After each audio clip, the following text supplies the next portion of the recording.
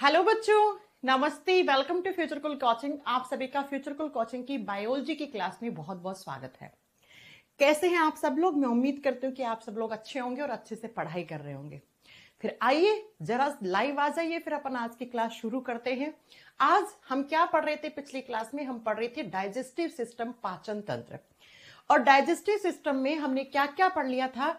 हमने सबसे पहले मैंने कहा था डाइजेस्टिव सिस्टम शुरू कहां से होता है। 5 मिनट में रिवाइज करेंगे क्योंकि रिवीजन के बिना आप आगे समझ नहीं पाओगे।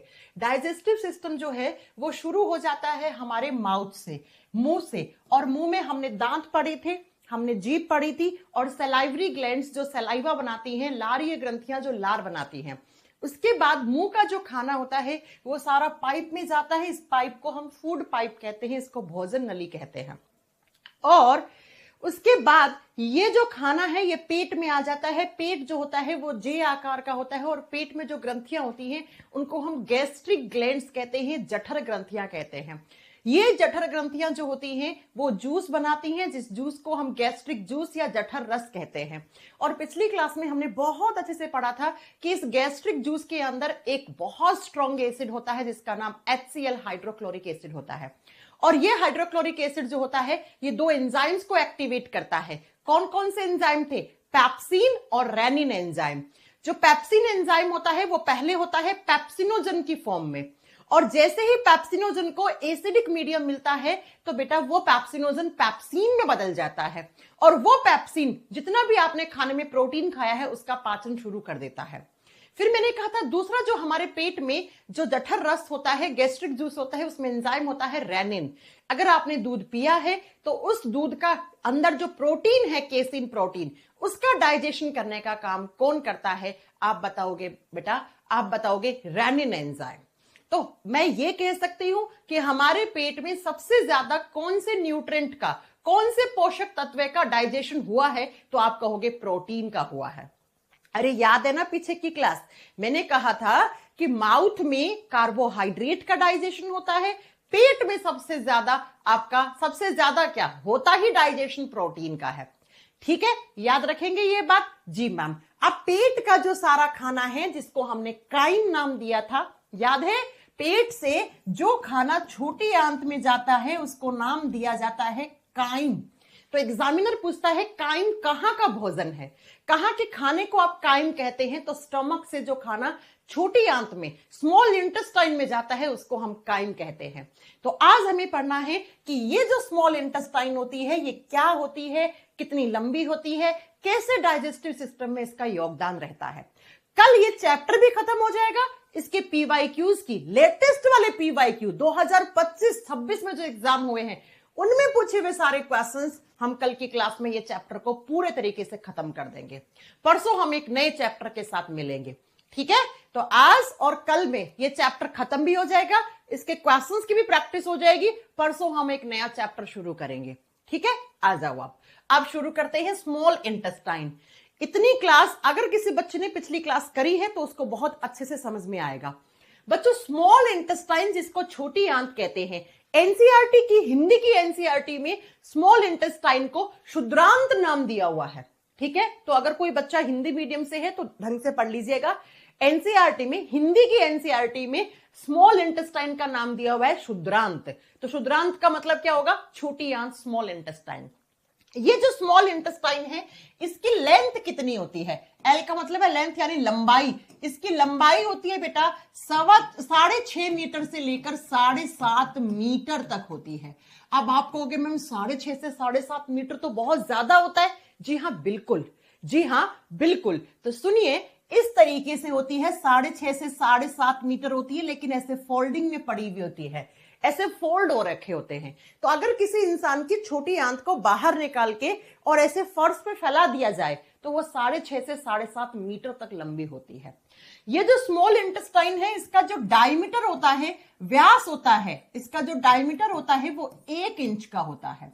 कितना होता है? 1 इंच का होता है। लंबाई ज्यादा है जबकि इसका डायमीटर कम होता है। ये हम बात कर रहे हैं ह्यूमंस की। ये किसकी स्मॉल इंटेस्टाइन की बात कर रहे हैं? लंबाई की हम ह्यूमंस की बात कर रहे हैं, मनुष्य की बात कर रहे हैं।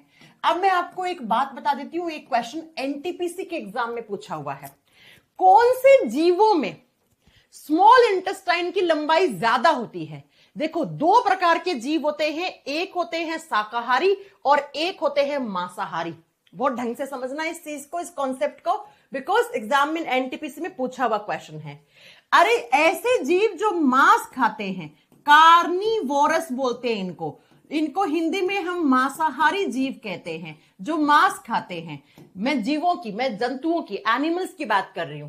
और जो दूसरे होते हैं उनको हम बोलते हैं, जो शुद्ध शाकाहारी होते हैं उनको हम हर्बीवोरस बोलते हैं, उनको हम शाकाहारी बोलते हैं। एक बात याद रखना, ऐसे जीव जंतु जो मांस खाते हैं, जैसे शेर हो गया, चीता हो गया, बाघ हो गया, भेड़िया हो गया, लोमड़ी हो गई, इनकी स्मॉल इंटेस्टाइन की लंबाई कम होती है। इनकी स्मॉल इंटेस्टाइन की जो लेंथ है, लंबाई है, वो कम होती है। जबकि बेटा जो हर्बीवोरस होते हैं, जो चारा खाते हैं, ठीक है, घास फूस खाते हैं, जैसे गाय हो गए, भैंस हो गई, बकरी हो गई, ठीक है, इनकी स्मॉल इंटेस्टाइन की जो लंबाई होती है वो क्या होती है? ज्यादा होती है। क्यों होती है? उसका रीजन सुनो। जो घास फूस खाते हैं, घास फूस खाने वाले जानवरों की घास फूस में होता है सेल्यूलोज। सेल्यूलोज क्या है? एक कार्बोहाइड्रेट है। आगे आप पढ़ोगे ह्यूमन न्यूट्रिशन वाले चैप्टर में। सेल्यूलोज क्या होता है? एक शर्करा होती है, एक कार्बोहाइड्रेट होती है। और ये किस में होती है? ये घास में होती है, चारे में होती है, ठीक है। तो प्यारे बच्चों, इस सेल्यूलोज को पचने के लिए समय ज्यादा लगता है। ये सेल्यूलोज जो है, इसके पाचन में समय ज्यादा लगता है। इसीलिए जो घास फूस खाते हैं उन जानवरों की स्मॉल इंटेस्टाइन की लंबाई ज्यादा होती है। जबकि जो जानवर मांस खाते हैं, मांस में प्रोटीन ज्यादा होता है और प्रोटीन का सबसे ज्यादा डाइजेशन पेट में होता है। इसीलिए जो मांसाहारी जीव जंतु होते हैं उनकी छोटी आंत की लंबाई, क्या बताओगे, कम होती है। तो जब एनटीपीसी के एग्जाम में पूछा था क्वेश्चन कि कौन सा एक जानवर है, 4 ऑप्शन दिए थे और पूछा कि कौन से जानवर के अंदर स्मॉल इंटेस्टाइन की लंबाई कम होगी, तो वहां पर शेर दिया हुआ था, लायन ऑप्शन में था, तो आपको वो करके आना था। आपको वो करके आना था। आपको सिर्फ इतना जानना है कि जो मांस खाते हैं जानवर, उनकी छोटी आंत की लंबाई कम होती है। जो घास फूस चारा खाते हैं, जैसे गाय, भैंस, घोड़ा, बकरी जानवर, ये इनकी स्मॉल इंटेस्टाइन की लंबाई ज्यादा होती है, ठीक है। तो ये क्वेश्चन एनटीपीसी का था, तो मैंने डिस्कस कर दिया है, क्योंकि कल की क्लास में आपको ये मिलेगा पीवाईक्यूज में। अब बात आती है अगला पॉइंट। अगला पॉइंट आता है बेटा कि जो स्मॉल इंटेस्टाइन हमारी होती है, इसकी लंबाई कितनी है? तो 6.5 से 7.5 मीटर लंबी होती है। ये जो स्मॉल इंटेस्टाइन होती है, इसके 3 भाग होते हैं। There are 3 parts of small intestine. Small intestine 3 भागों में बंटी हुई होती है। कौन कौन से भाग हैं? पहले नाम लिखो। पहला पार्ट होता है, उसको बोलते हैं ड्यूडेनम।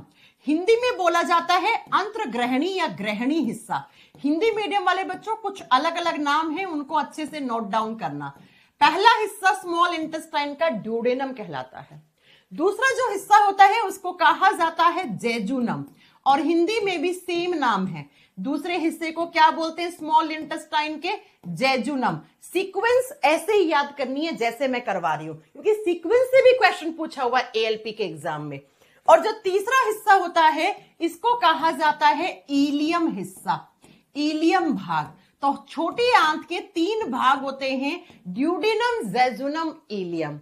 मैम दिखाइए, तो मैं आपको दिखाती हूं कि कैसे कैसे होती है आपकी स्मॉल इंटेस्टाइन। ये देखो, ये आपकी छोटी आंत है और ये छोटी आंत के 3 भाग हैं। ये रहा, ये आपका पेट है। पेट जहां पे खत्म हुआ और जहां से स्मॉल इंटेस्टाइन स्टार्ट होती है, तो इस हिस्से को कहा जाता है ड्यूडेनम। ये जो पाइप जैसा हिस्सा है, ये ड्यूडेनम होता है। फिर ये जो हिस्सा होता है, इसे कहा जाता है जेजुनम। और ये लास्ट वाला जो हिस्सा होता है, इसको कहा जाता है इलियम भाग। ड्यूडेनम, जेजुनम, इलियम, सीक्वेंस ऐसे ही याद रखनी है। छोटी आंत का वो हिस्सा जो यहां से पेट से जुड़ा हुआ होता है, ये स्टमक है, पेट से जस्ट नीचे की तरफ होता है, उसको हम ड्यूडेनम कहते हैं, उसको हम ड्यूडेनम कहते हैं। और फिर इसके नीचे वाले हिस्से को हम जेजुनम कहते हैं और सबसे लास्ट वाले हिस्से को हम इलियम कहते हैं।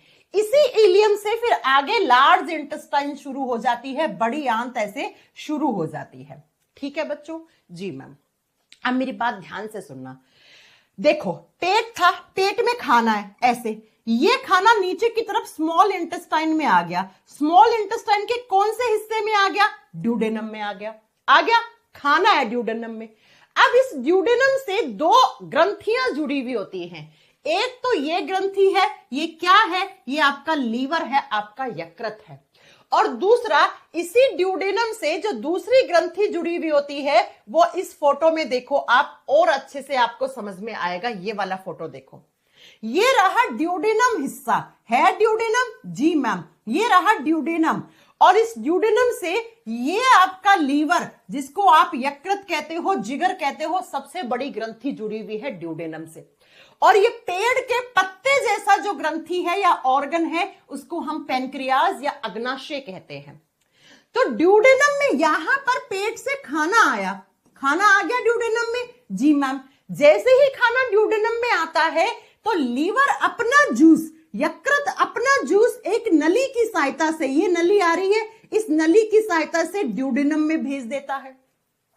और यहां से पैनक्रियाज, यहां से अग्नाशय अपनी नली की सहायता से, डक्ट की सहायता से इस खाने में अपना जूस डाल दिया। इसीलिए मैंने आपको कहा था कि हम जब छोटी आंत पढ़ेंगे तो वहां पर लीवर और पैनक्रियाज पढ़ेंगे। अब एग्जामिनर का क्वेश्चन सुनो, कल हम जब आपको प्रैक्टिस करवाएंगे तो वहां पर ये क्वेश्चन मिलेगा आपको PYQ में। एग्जामिनर क्वेश्चन पूछता है कि लीवर और पैनक्रियाज, यकृत और अग्नाशय अपने जूस, अपने रस छोटी आंत के कौन से हिस्से में ट्रांसफर करते हैं? तो कौन सा हिस्सा है ये ड्यूडेनम है। ये कौन सा हिस्सा है? ड्यूडेनम है। मेरी बात समझ में आई? अरे खाना कभी लीवर में नहीं जाता है, गया तो फंस जाएगा। खाना कभी पैनक्रियाज में नहीं जाता है, लीवर और पैनक्रियाज तो बाईपास रह गए हैं।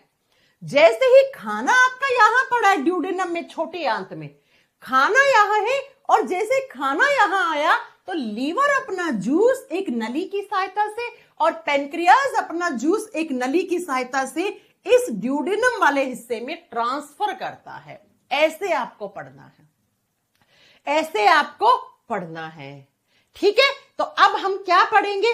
हम पढ़ेंगे कि मैम छोटी आंत का जो ड्यूडेनम वाला हिस्सा होता है, इससे दो ग्रंथियां जुड़ी हुई होती हैं।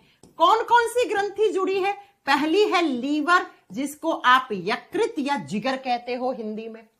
और दूसरी कौन सी ग्रंथि है? दूसरी है पैनक्रियाज, जिसको आप हिंदी में अग्नाशय कहते हैं। देखो, पेट को हिंदी में अमाशय कहा जाता है और पैनक्रियाज को हिंदी में अग्नाशय कहा जाता है।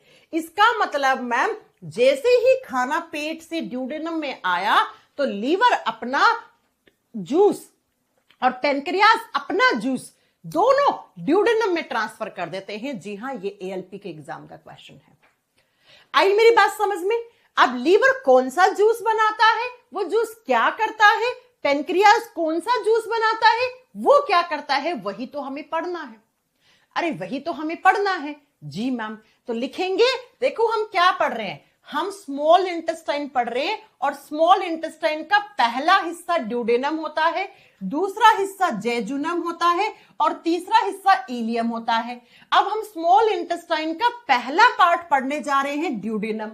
ड्यूडेनम में पहले A नंबर पे हम लीवर पढ़ेंगे और B नंबर पे हम क्या पढ़ेंगे? पैनक्रियाज पढ़ेंगे। पैनक्रियाज पढ़ेंगे। तो 1 नंबर पे लगा के लिखो लीवर। आखिर ये लीवर क्या करता है डाइजेस्टिव सिस्टम में, क्या योगदान है इसका? आपने सुना होगा फलाना इंसान का फैटी लीवर हो गया है ना, ज्यादा तेल घी खाता था, शराब ज्यादा पीता था। ये सारी चीजें आपने कभी ना कभी सुनी होंगी। हम यहां पर सिर्फ लीवर के वही काम पढ़ेंगे जो काम लीवर डाइजेस्टिव सिस्टम में करता है। बाकी लीवर की एक अलग से क्लास लूंगी मैं आपकी, उसमें पूरा लीवर पढ़ाऊंगी। आ जाओ, सुनो, लीवर जो है वो क्या करता है? लीवर, एक बात याद रखना, हमारे बॉडी का लार्जेस्ट ग्लैंड होता है। एनसीईआरटी में साफ साफ दिया हुआ है कि liver is the largest gland of human body. यकृत मनुष्य के शरीर की सबसे बड़ी ग्रंथि मानी जाती है। यकृत मनुष्य के शरीर की सबसे बड़ी ग्रंथि है बच्चों। अब ग्रंथि क्या होती है तो आपको याद है ना, मैंने कहा था ऐसे ऑर्गन्स जो जूस एंजाइम या हार्मोन बनाए उसको हम ग्रंथि कहते हैं। हाँ जी मैम। मैम बड़ी है तो कुछ ना कुछ तो वजन होगा, कितना वजन होता है? तो लीवर का जो वेट होता है बच्चों वो होता है 1.5 से 1.7 किलोग्राम। 1.5 से 1.7 किलोग्राम का होता है यकृत, लीवर। बात करते हैं मैम लीवर का कलर कैसा होता है, यकृत किस कलर का होता है?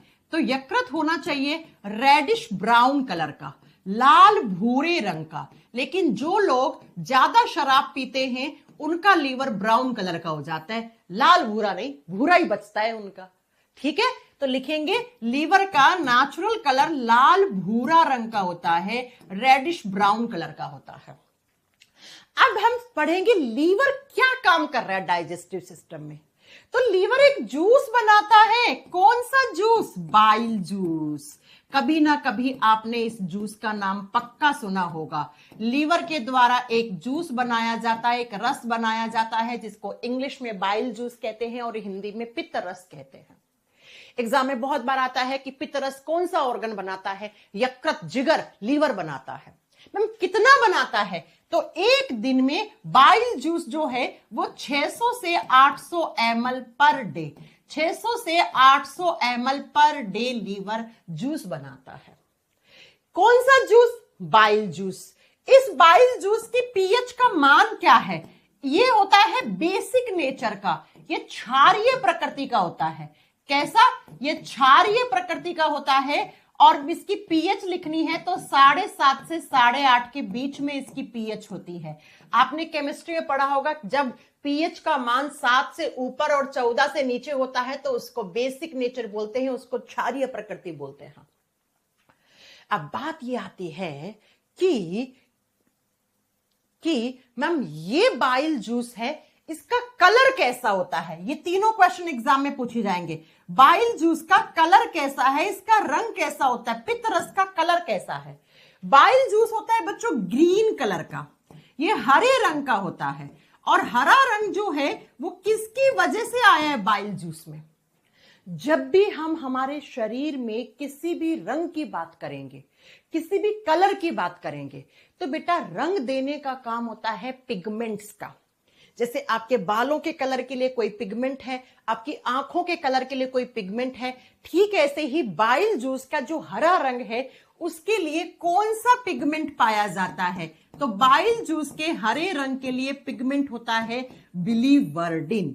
कौन सा? बिलीवर्डिन नाम का पिगमेंट होता है जिसकी वजह से बाइल जूस का हरा रंग होता है। अब जब ये बाइल जूस बहुत ज्यादा बन जाता है, मान लो एक दिन में 600 से 800 ml बनना चाहिए था, लेकिन लीवर ने बना दिया 1 लीटर से ऊपर, ज्यादा बन गया। तो ज्यादा जब बनता है तो एक थैली में जाके स्टोर हो जाता है, एक थैली जैसा ऑर्गन होता है जिसमें स्टोर हो जाता है, और जिस थैली को आप आम भाषा में पित्त की थैली और इंग्लिश में गॉल ब्लैडर कहते हैं। ये देखो, ये लीवर ने बाइल जूस बनाया, इस नली में आया, इस नली से अगर ज्यादा बन गया तो इस थैली जैसे ऑर्गन में जाता है, पाउच लाइक ऑर्गन होता है, एक थैलीनुमा आकार का अंग होता है जिसको आप गॉल ब्लैडर या हिंदी में पित्त की थैली या पित्ताशय कहते हैं। तो एग्जामिनर क्वेश्चन पूछता है बाइल जूस बनाया किसने? लीवर ने। बाइल जूस जाके स्टोर कहां होता है? तो आप क्या बोलोगे? गॉल ब्लैडर में होता है, पित्त की थैली में होता है। तो लिख दो इस यहां पर कि बाइल जूस का स्टोरेशन का मतलब होता है भंडारण। ये इस स्टोर कहां होता है, इसका संग्रहण कहां होता है? अगर बाइल जूस ज्यादा बन गया तो वो कौन से ऑर्गन में जाके स्टोर होगा? तो आप क्या लिखोगे? Storation into gall bladder. और गॉल ब्लैडर का मतलब क्या होता है? पित्त की थैली या पित्ताशय। सुना होगा फलाना इंसान की पित्त की थैली में पत्थरी होगी, तो डॉक्टर ने पित्त की थैली हटा दी, है ना? ये बहुत कॉमन है आजकल, बहुत ज्यादा पित्त की थैली में स्टोन होता है। तो बाइल जूस से बनने वाले क्वेश्चन देखो, बाइल जूस बनाया किसने? बाइल जूस कितना बनता है? पीएच कितनी है? कलर कैसा है? किसकी वजह से है कलर? ज्यादा बन गया तो कहां स्टोर हुआ? गॉल ब्लैडर में स्टोर हो गया।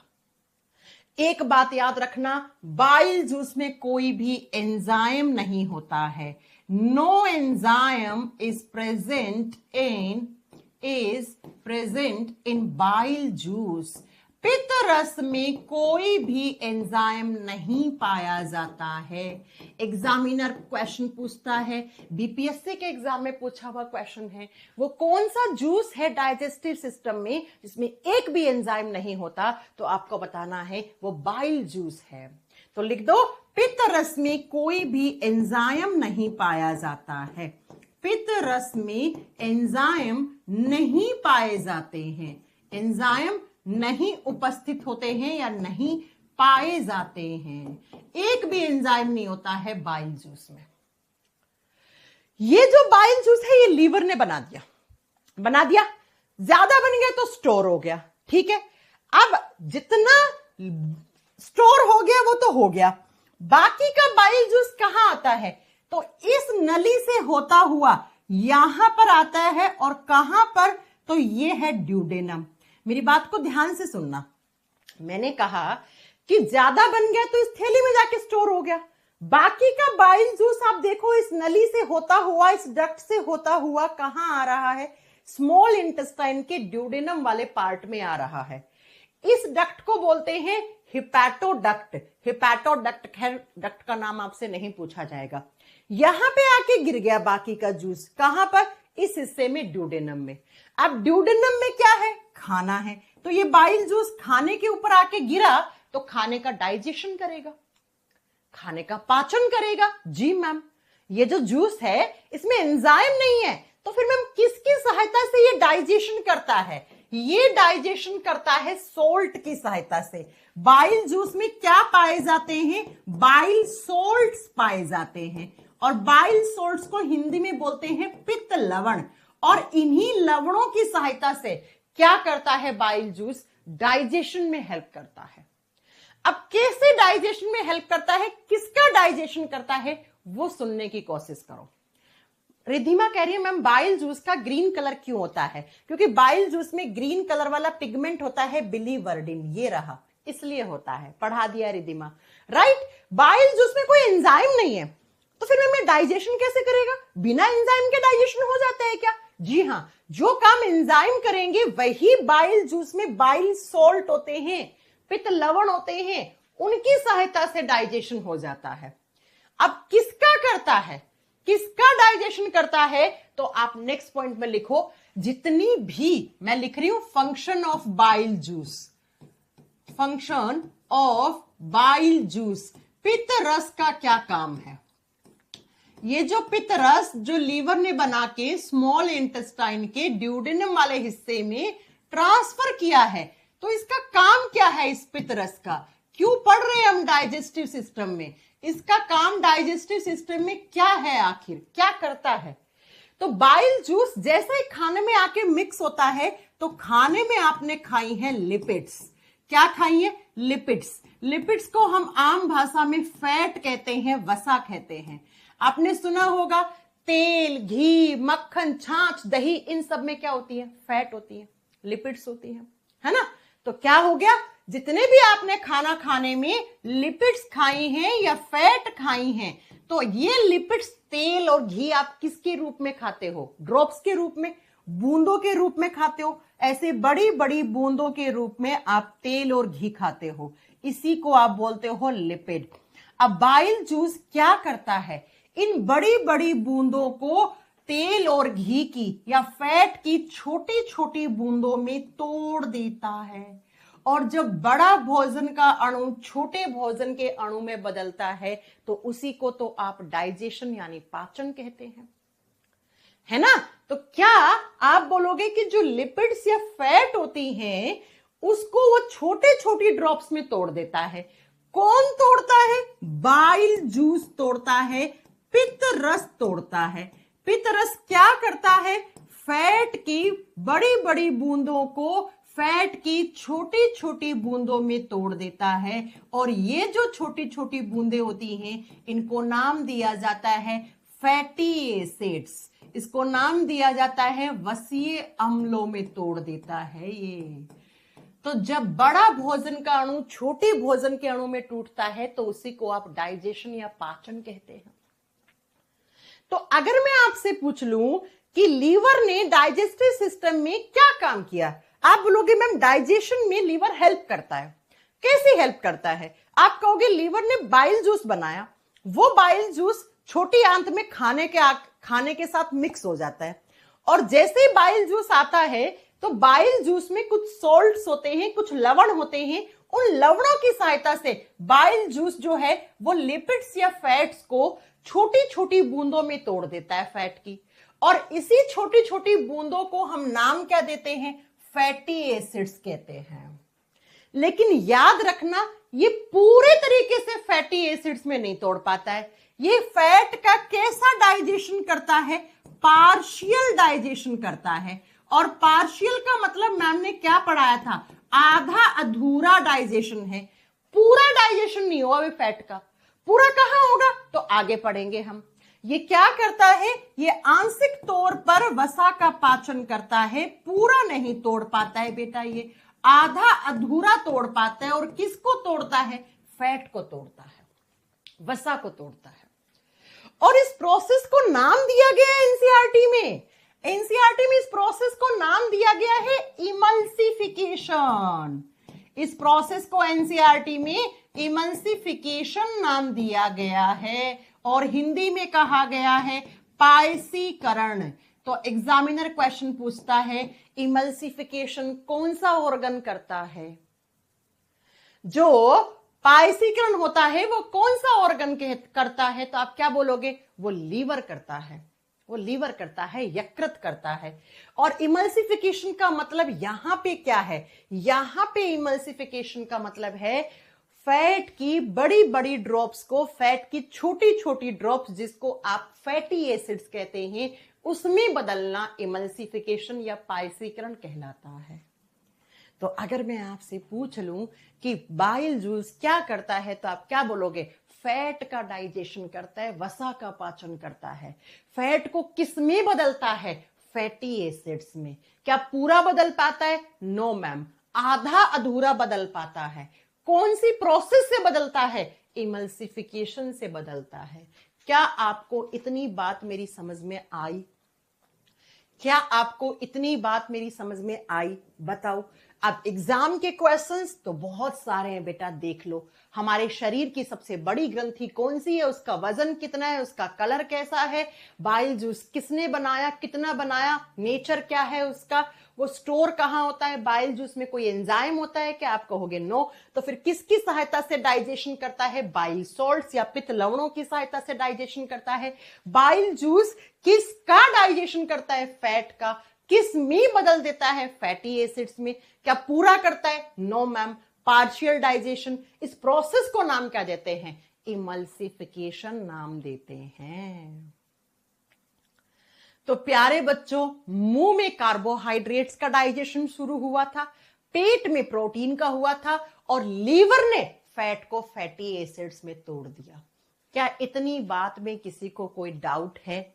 नहीं है? नहीं है तो एक बार इस फोटो को देखो, आओ। यहां से लीवर ने अपना बाइल जूस बनाया और बना के ऐसे इसी ड्यूडेनम में ट्रांसफर कर दिया। और इस ड्यूडेनम में जैसे बाइल जूस आया तो बाइल जूस ने फैट को फैटी एसिड्स में कन्वर्ट कर दिया। अब ठीक ऐसे ही पैनक्रियाज अपना जूस यहां से इसी ड्यूडेनम में नली की सहायता से ट्रांसफर कर देता है। जैसे लीवर ने अपना जूस डाला, वैसे पैनक्रियाज अपना जूस यहां पे ट्रांसफर करता है। तो अब हमें देखना पड़ेगा कि पैनक्रियाज डाइजेस्टिव सिस्टम में कौन सा जूस बनाता है और उस जूस में कौन से एंजाइम्स होते हैं और वो क्या करते हैं, वो क्या करते हैं। ठीक है, तो ये जो पेड़ के पत्ते जैसा ऑर्गन है, अब इसके बारे में हमें पढ़ना पड़ेगा। लीवर ने अपना जूस डाल दिया, जी मैम। अब जो बच्चे कह रहे हैं ना कि मैम पथरी कैसे हो जाती है, हम आपको 1 घंटा लगातार सिर्फ लीवर का अलग से क्लास पढ़ाएंगे। लीवर बहुत जरूरी ऑर्गन है। आपको पता है लीवर हमारे शरीर में 200 से 250 काम करता है, लेकिन आप घबराओ मत, मैं 200-250 नहीं पढ़ाऊंगी, आपको 15 पढ़ाऊंगी, वो जो एग्जाम में आते हैं 10 से 15 काम पढ़ाऊंगी। तो लीवर की एक सेपरेट क्लास रखेंगे हम, ठीक है। अभी हम सिर्फ डाइजेस्टिव सिस्टम को खत्म करेंगे। डाइजेस्टिव सिस्टम में लीवर का क्या योगदान था वो पढ़ा दिया मैंने। अब पढ़ेंगे हम पेनक्रियाज। तो ए नंबर पे हमने लीवर लिखा था, तो अब बी नंबर पे लिखो पेनक्रियाज, जिसको हम अग्नाशय कहते हैं। नंबर 2 पे लिखेंगे हम पेनक्रियाज, अग्नाशय। कल हमारा ये चैप्टर जब खत्म हो जाएगा, उसके बाद जब आप क्वेश्चंस की प्रैक्टिस करोगे ना, तो खट खट खट खट आपके आंसर आ रहे होंगे और आप कहोगे अरे मैम इतना आसान था क्या, इतना आसान था क्या। हाँ, तो वो सारा आपको समझ में आएगा कल। चलिए, पेनक्रियाज क्या करता है? अरिजीत कह रहे हैं बाउंस हो रहा है, ऐसा तो अजीत कह रहे हैं बाउंस हो रहा है। बेटा तुम हर क्लास में यही बोलते हो, कैसे काम चलेगा? स्प्लीन अभी नहीं पढ़ाएंगे बेटा। अरे आप लोग मेरे से आगे क्यों चलते हो आप? चलो सुनो, पेनक्रियाज क्या होता है? पेड़ के पत्ते जैसा, ऐसा, it is a leaf like organ. जैसे पेड़ का एक पत्ता होता है ना, उसके आकार का। अगर आपसे पूछे कौन सा ऑर्गन होता है जो पेड़ के पत्ते जैसा होता है, मैंने पढ़ाया था ना कौन सा ऑर्गन होता है जो जे आकार का होता है, पेट। कौन सा ऑर्गन है जो पेड़ के पत्ते जैसा है? तो पेनक्रियाज, अग्नाशय। अब आपसे पूछेगा ये होता कहां है, तो पेनक्रियाज होता है एब्डोमिनल कैविटी में। पेनक्रियाज कहां पाया जाता है? एब्डोमिनल कैविटी में। एब्डोमिनल कैविटी को बोलते हैं उदर गुहा। अरे जहां पर आपका पेट खत्म हो जाता है, देखो किसको बोलते हैं एब्डोमिनल कैविटी, ठीक है। चलो सुनो, देखो एब्डोमिनल कैविटी बोलते किसको हैं वो सुनो। ये वाला हिस्सा, इस फोटो से दिखाती हूं आपको। ये हिस्सा देखो, ये आपका पेट है। हाँ मैम, तो ये जो हिस्सा है ना, ये हिस्सा, इसको कहा जाता है एब्डोमिनल कैविटी। ये वाला, ये पूरा हिस्सा, ये पेट, ये आपका लीवर और ये आपका पेड़ के पत्ते जैसा पेनक्रियाज, इस हिस्से को हम एब्डोमिनल कैविटी कहते हैं। उसको हम उदर गुहा कहते हैं, ठीक है, उदर गुहा कहते हैं, राइट। पेड़ के पत्ते जैसा होता है। बात करते हैं कि ये जो पेनक्रियाज है, इसकी डिस्कवरी किसने की थी? हाँ, इसकी खोज हुई है, और जिन साइंटिस्ट ने खोज की है वो बहुत फेमस हो गए थे खोज करके। इन साइंटिस्ट का नाम था लैंगरहेंस। इनका नाम क्या था? लैंगरहेंस। तो पेनक्रियाज की खोज करने वाले वैज्ञानिक का नाम बताइए, तो लैंगरहेंस उनका नाम है। पेड़ के पत्ते जैसा होता है।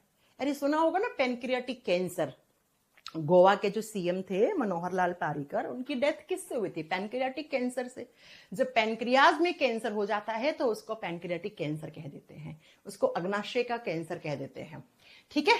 चलिए सुनिए, ये जो पेनक्रियाज होता है, इसके अंदर 4 प्रकार की सेल्स होती हैं। There are 4 types of cells are present in pancreas. अग्नाशय में कुल 4 प्रकार की कोशिकाएं पाई जाती हैं। अग्नाशय में कितनी? 4 प्रकार की कोशिकाएं। और यहां से एग्जामिनर भर भर के क्वेश्चन पूछता है। सीजीएल में तो बहुत क्वेश्चन आते हैं पेनक्रियाज से, लीवर से। जो पेनक्रियाज होता है उसमें 4 प्रकार की कोशिकाएं होती हैं। पेनक्रियाज एक ऑर्गन है।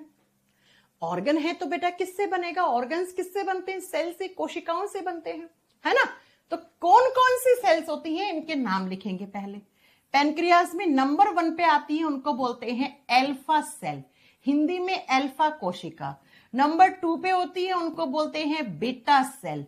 और नंबर 3 पे होती है, उनको बोलते हैं डेल्टा सेल।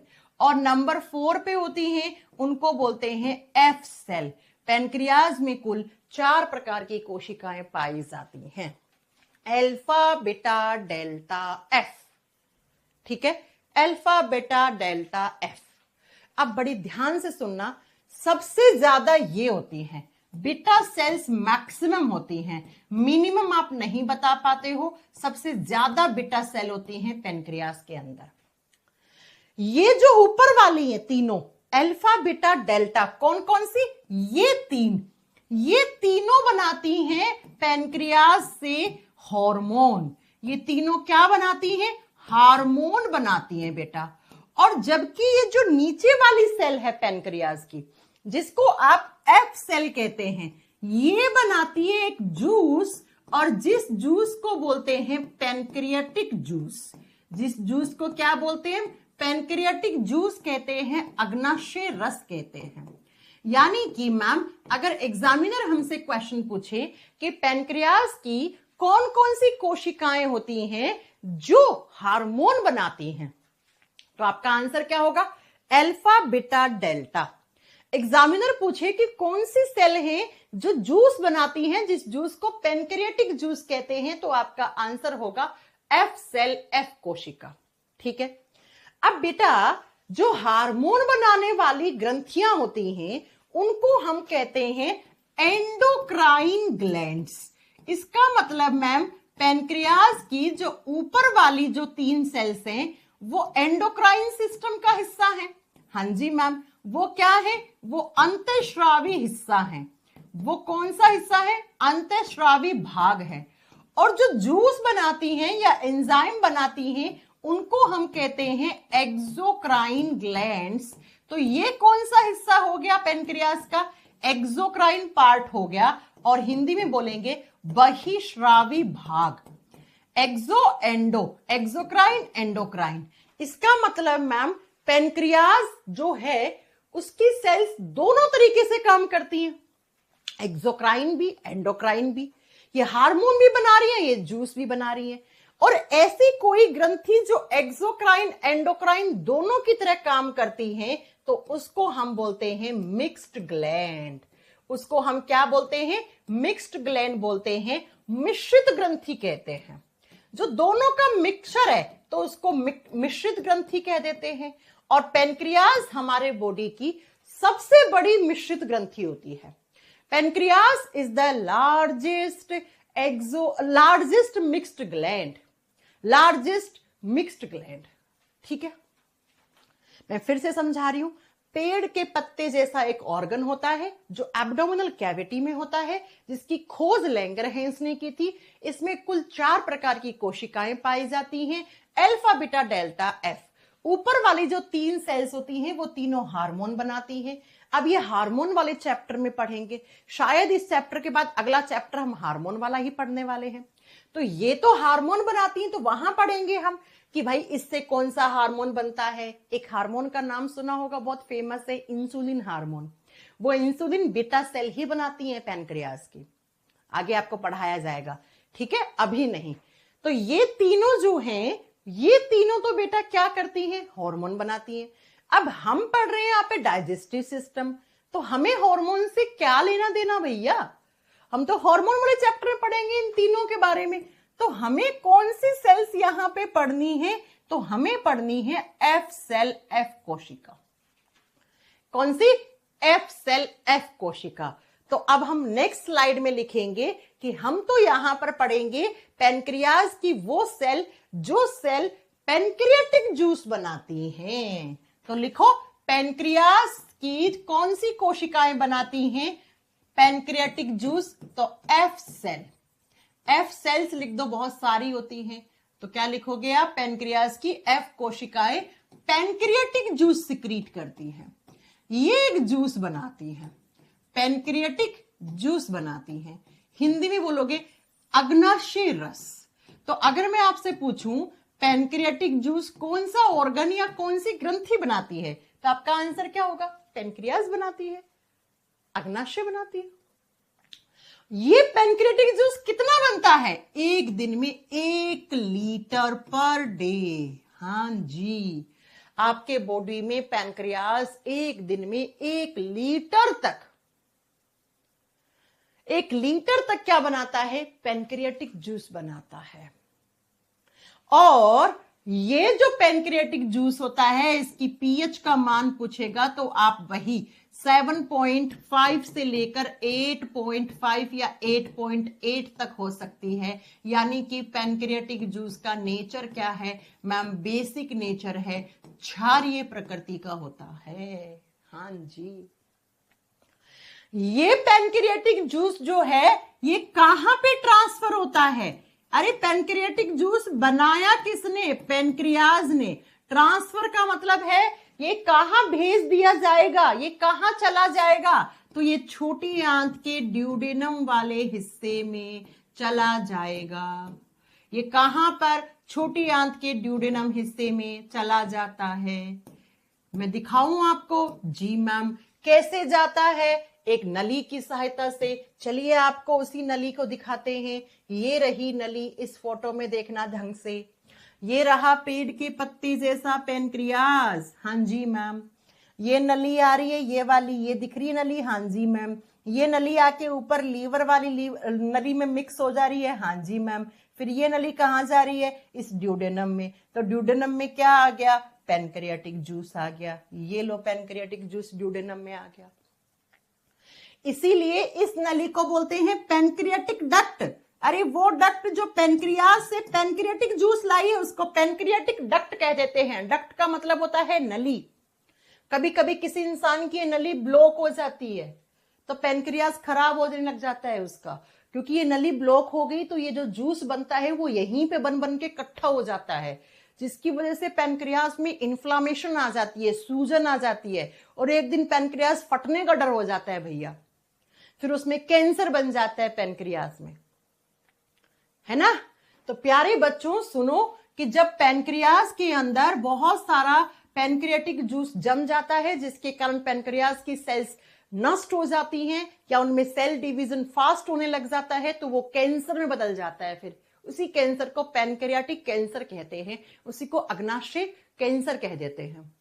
तो ये वाली जो नली है इस नली को पेनक्रियाटिक डक्ट बोलते हैं, अग्नाशय नली बोलते हैं। इस नली ने क्या किया तो यहां का जो जूस था उसको ड्यूडेनम में ट्रांसफर कर दिया, छोटी आंत के इस हिस्से में भेज दिया। अब छोटी आंत के इस हिस्से में क्या है? खाना है। तो हम पहले देखेंगे कि आखिर इस पेनक्रियाटिक जूस में कोई एंजाइम होता है तो कौन सा होता है, कितने होते हैं। तो आपको लिखना है कि पेनक्रियाटिक जूस में 3 एंजाइम्स होते हैं। There are 3 enzymes are present in pancreatic juice. अग्नाशय रस में कुल कितने एंजाइम पाए जाते हैं? 3 एंजाइम्स पाए जाते हैं। अरे बाइल जूस में कितने एंजाइम होते हैं बताना जरा कमेंट करके। बाइल जूस में 0, एक भी एंजाइम नहीं होता है, जबकि पैनक्रियाटिक जूस में 3 एंजाइम होते हैं। कौन कौन से एंजाइम लिखिए। पहला एंजाइम है जिसको बोलते हैं लाइपेज। लाइपेज एंजाइम, जिस शब्द के आखिर में एज लगता है वो हमेशा एंजाइम होता है। दूसरा जो एंजाइम होता है उसको बोलते हैं एमाइलेज एंजाइम। जिस शब्द के आखिर में एज लगेगा वो एंजाइम होगा। अब जरूरी नहीं है सारे ही एंजाइम के आखिर में एज लगा हुआ होता है ना। तीसरा जो एंजाइम होता है पैनक्रियाटिक जूस में उसको बोलते हैं ट्रिप्सिन एंजाइम। तो अब एग्जामिनर के क्वेश्चन सुन लो। ट्रिप्सिन एंजाइम कौन से जूस में होता है, कौन बनाता है, हाँ, कहां आके गिरता है, क्या करता है। एमाइलेज एंजाइम कौन से जूस में होता है, कहां, कौन सा ऑर्गन बनाता है, कहां आके गिरता है। लाइपेज एंजाइम कौन से जूस में होता है, कौन बनाता है, कहां आके गिरता है। तो ये जो तीनों एंजाइम हैं ये पैनक्रियाटिक जूस में हैं। और पैनक्रियाटिक जूस कहां ट्रांसफर हो जाता है? छोटी आंत के ड्यूडेनम वाले हिस्से में हो जाता है। होता है कि नहीं होता है? जी मैम। ड्यूडेनम में क्या है? खाना। तो ये एंजाइम क्या करेंगे? खाने को पचाने का काम करेंगे। ये तीनों एंजाइम क्या करेंगे? तो डाइजेशन ऑफ न्यूट्रिएंट्स, ये पोषक तत्वों को पचाएंगे। तब एग्जामिनर पूछेगा आखिर लाइपेज किसको पचाता है, लाइपेज किसका डाइजेशन करता है। तो लाइपेज के नीचे लिख लो L for lipase, L for lipids. और लिपिड्स को मैंने कितनी बार बताया है, कॉमन वर्ड किस नाम से जाना जाता है? फैट, वसा के नाम से जाना जाता है। अमाइलेज किसका डाइजेशन करता है? कार्ब्स का, कार्बोहाइड्रेट्स का, हिंदी में बोलते हैं शर्कराएं। अमाइलेज किसको पचाता है? कार्बोहाइड्रेट्स यानी शर्कराओं को पचाता है। ट्रिप्सिन की स्पेलिंग में पी आता है तो ये प्रोटीन को पचाता है। ये किसको पचाने का काम करता है? प्रोटीन्स को। ये डाइजेशन करता है प्रोटीन का। तो एग्जामिनर पूछ ले आपसे ट्रिप्सिन किसका डाइजेशन करता है, एमाइलेज किसका करता है, लाइपेज किसका करता है, तो आपके आंसर 3 एंजाइम, तीनों के 3 क्वेश्चन, ये 6 क्वेश्चन तैयार कर लिए आपने। करे कि नहीं करे? कर लिए मैम। अब आपको जानना है कि आखिर ये लाइपेज कैसे पचाता है लिपिड्स को। तो आइए अगली स्लाइड पे देखेंगे। बच्चों मैंने आपको थोड़ी देर पहले ही पढ़ाया था कि बाइल जूस जो है वो लिपिड्स को, जो फैट होती हैं, फैट या लिपिड्स को फैटी एसिड में तोड़ देता है। लेकिन मैंने कहा था पूरे तरीके से नहीं तोड़ पाता है। तब पूरा कौन तोड़ता है? तो लाइपेज तोड़ता है। तो लाइपेज का काम लिखो 1 नंबर पे। पहला काम, लाइपेज एंजाइम क्या करता है? तो मैं आपको ऐसे शॉर्ट फॉर्म में पढ़ा रही हूं, बाकी नोट्स में आपको सब कुछ लिखा हुआ मिलेगा। लाइपेज क्या करता है? तो जो लिपिड्स का डाइजेशन अभी तक नहीं हुआ था, जिस फैट का अभी तक पाचन हुआ नहीं था, पहले उस फैट को 100% फैटी एसिड में तोड़ेगा। 100%। 100% का मतलब है डाइजेशन कंप्लीट। पहले इसको फैटी एसिड में बदलेगा ये, और बाद में इसी फैटी एसिड को, इसी वसीय अम्ल को ग्लिसरॉल में, किसमें? ग्लिसरॉल या ग्लिसराइड में तोड़ देगा।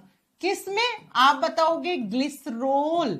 हिंदी में सेम, एक लिखोगे तो ग्लिसरॉल हो जाता है। ग्लिसरॉल की 3 बूंदें जुड़ जाती हैं तो वो ट्राइग्लिसराइड होता है। तो ट्राइग्लिसराइड कहते हैं इसको, ट्राइग्लिसराइड्स में कन्वर्ट कर देता है। किसमें कन्वर्ट किया बच्चों? ट्राइग्लिसरॉल या ग्लिसराइड में कन्वर्ट कर दिया। कर दिया कितना परसेंट? 100%।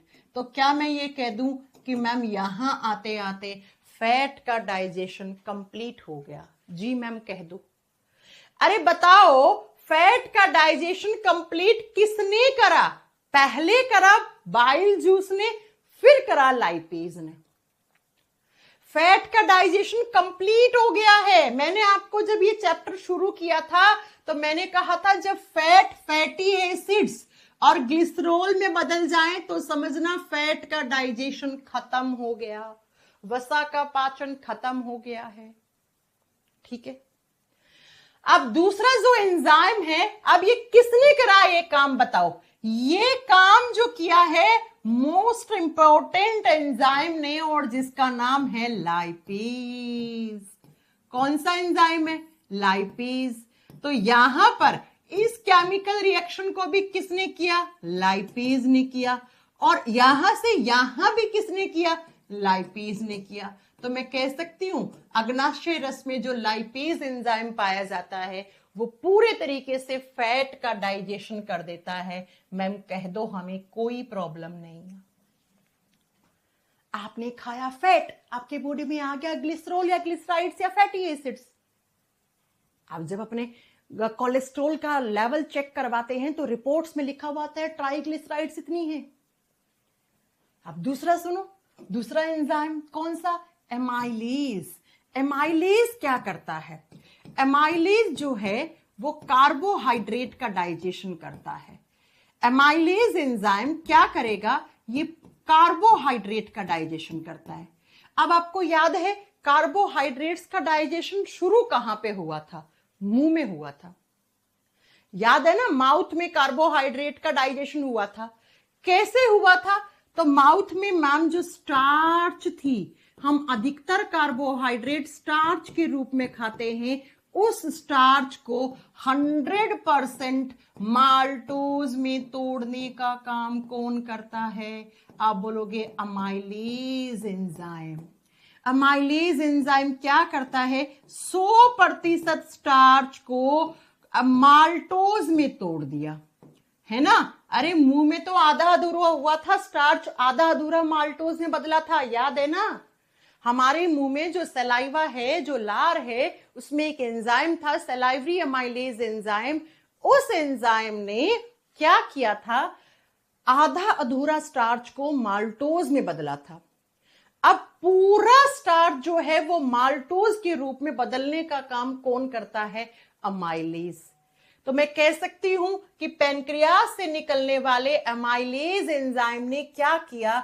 उसने मैम 100% स्टार्च को किस में बदल दिया? आप कहोगे ये अमाइलेज ने बदल दिया। तो ये दूसरा पैनक्रियास से निकलने वाले एंजाइम का काम समझ में आ गया? जी मैम। अब तीसरा जो पैनक्रियाटिक जूस में एंजाइम होता है उसको बोलते हैं हम ट्रिप्सिन एंजाइम। और ट्रिप्सिन क्या करता है? ट्रिप्सिन प्रोटीन को पचाता है। कैसे पचाता है प्रोटीन को? तो जितनी भी बिना पची हुई प्रोटीन पेट से आई थी, पेट में प्रोटीन पची थी, लेकिन मैम ने पढ़ाया था पूरी नहीं पची है, आधी अधूरी पची है। तो पहले ये प्रोटीन को बदलता है किसमें? पेप्टाइड्स में या पेप्टोन्स में बदलता है, और बाद में इसी पेप्टाइड्स या पेप्टोन्स को अमीनो अम्ल में कन्वर्ट कर देता है, अमीनो एसिड्स में बदल देता है। और मैंने कहा था जब प्रोटीन अमीनो अम्ल में बदल जाए तो समझना प्रोटीन का डाइजेशन पूरा हो गया है। हाँ जी मैम। तो ट्रिप्सिन क्या करता है? पहले बिना पची हुई जो प्रोटीन है, आधी अधूरी पची हुई आई है, उसको कंप्लीट तरीके से 100% तरीके से प्रोटीन को पेप्टाइड्स या पेप्टोन्स में बदला। बाद में यही ट्रिप्सिन 100% प्रोटीन को अमीनो एसिड यानी अमीनो अम्ल में बदल देता है। तो मैंने कहा था जब प्रोटीन अमीनो अम्ल में बदल जाए तो समझना किसका डाइजेशन हो गया? प्रोटीन का। तो ये किसने किया है ये डाइजेशन? ये ट्रिप्सिन ने किया है। अब मुझे बताओ कि मैंने आपको बताया था डाइजेशन 3 न्यूट्रिएंट्स का होता है, 3 पोषक तत्वों का डाइजेशन होता है। किस किस का? लिपिड्स का, कार्बोहाइड्रेट्स का और आपका प्रोटीन का। तो पैनक्रियाटिक जूस में जो 3 एंजाइम होते हैं वो बेटा यहां पर डाइजेशन इस तरीके से कर देते हैं। अब आप पूछोगे एग्जाम में क्वेश्चन कैसे आएगा? चलिए मैं आपको कुछ क्वेश्चंस करवाती हूं। एग्जामिनर पूछता है प्रोटीन को अमीनो अम्ल में बदलने वाला एंजाइम कौन सा है? ये रहा। ये एंजाइम कौन से जूस में होता है? इस जूस को बनाता कौन सा ऑर्गन है? ये लो। एग्जामिनर पूछता है प्रोटीन की सबसे छोटी इकाई क्या होती है? अमीनो अम्ल होती है। एग्जामिनर पूछता है कि 100% स्टार्च को माल्टोज में बदलने वाला एंजाइम कौन सा होता है? अमाइलेज। ये एंजाइम कौन से जूस में होता है? पैनक्रियाटिक जूस में होता है। और एग्जामिनर पूछता है लिपिड्स या फैट को फैटी एसिड्स या ग्लिसरॉल में बदलने का काम या ट्राइग्लिसराइड में बदलने का काम कौन से एंजाइम का होता है? लाइपेज एंजाइम का होता है। तो क्या मैं ये कह सकती हूं कि मैम यहां तक आते आते पैनक्रियाटिक जूस ने तो बहुत अच्छा काम कर दिया? हाँ जी। तो पैनक्रियाटिक जूस ने जो खाना स्मॉल इंटेस्टाइन के इस ड्यूडेनम में था उसमें लगभग डाइजेशन पूरा ही कर दिया है। छोटी आंत में यहां पर खाने का पाचन पूरा हो गया है। बस एक पॉइंट हमें पढ़ना है कि जो हम कार्बोहाइड्रेट्स खाते हैं वो सिर्फ स्टार्च के रूप में नहीं खाते हैं, हम लैक्टोज के रूप में खाते हैं, हम फ्रक्टोज के रूप में खाते हैं। तो उसका डाइजेशन कैसे होता है? वो स्मॉल इंटेस्टाइन खुद अपना जूस बनाती है जिसको इंटेस्टाइन जूस कहते हैं, जिसको आंतीय रस कहते हैं। वो हम कल पढ़ेंगे। अब आज सुनो हमने क्या क्या पढ़ा। हमने पढ़ा, एक बार 5 मिनट में आप रिवाइज करो प्लीज, ताकि आपको आगे की क्लास पढ़ने में कोई डाउट ना हो। 5 मिनट में फटाक से रिवीजन कर लेते हैं हम। मैंने कहा जो छोटी आंत होती है उसके 3 हिस्से होते हैं, ड्यूडेनम, जेजुनम, इलियम। ड्यूडेनम में 2 ग्रंथियां या 2 ऑर्गन, इन ऑर्गन्स को आप ग्लैंड्स या ग्रंथियां भी कहते हैं। क्यों? क्योंकि ये जूस बनाती हैं, और जूस रस बनाने वाले ऑर्गन्स को आप ग्लैंड या ग्रंथि भी कह सकते हो।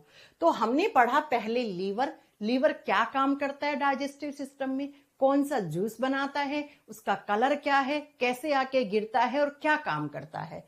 फिर हमने पढ़ा पैनक्रियाज क्या होता है, क्या करता है, कौन से एंजाइम बनाता है, कौन सा जूस बनाता है और वो डाइजेशन में कैसे हेल्प करते हैं। तो ये हमने स्मॉल इंटेस्टाइन का ड्यूडेनम वाला पार्ट कंप्लीट कर लिया। अब हम कल पढ़ेंगे जेजुनम, इलियम क्या करता है, और इंटेस्टाइन, स्मॉल इंटेस्टाइन जो होती है वो अपना एक जूस भी बनाती है। वो कौन सा जूस होता है, उसमें भी 3 एंजाइम होते हैं, लैक्टेज, माल्टेज, सुक्रेज। ये हम कल पढ़ेंगे। उसके बाद लार्ज इंटेस्टाइन, और ये चैप्टर खत्म, और इसके प्रीवियस ईयर के क्वेश्चंस की प्रैक्टिस हम कल की क्लास में करेंगे। कल हमारा ये चैप्टर कंप्लीट तरीके से थ्योरी और कंप्लीट तरीके से हम प्रैक्टिस करके इस चैप्टर को हम कल खत्म कर देंगे बच्चा। कल हम इस चैप्टर को पूरे तरीके से खत्म कर देंगे। लेकिन जब ये चैप्टर आप कल खत्म कर लोगे, उसके बाद आप कैसे भी PYQ लगाओ, किसी भी किताब से, किसी भी एप्लीकेशन से, किसी भी टेस्ट सीरीज से, हमारी फ्यूचरकुल कोचिंग पर हर एक रेलवे की बेस्ट टेस्ट सीरीज है। आप जाइए, आपको पता लगेगा 2025 तक के एग्जाम्स की आंसर की आ गई है, उन सब के क्वेश्चंस ऐड कर दिए गए हैं।